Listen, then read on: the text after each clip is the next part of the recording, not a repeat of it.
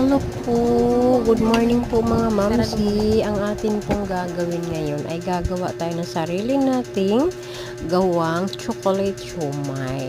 So ayan po ang ating ginawa. Ayan, imamasa mo muna siya. Parang gagawa ka lang din ng tinapay. Ayan, so habang tayo po ay gumagawa pa lang.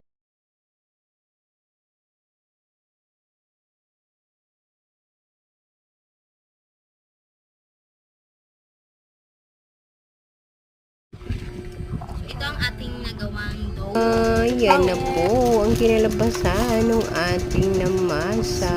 So ngayon, maglabas tayo ng tsokolate dahil yan po ang ating gawing pang halaman doon sa gitna. Ayan po.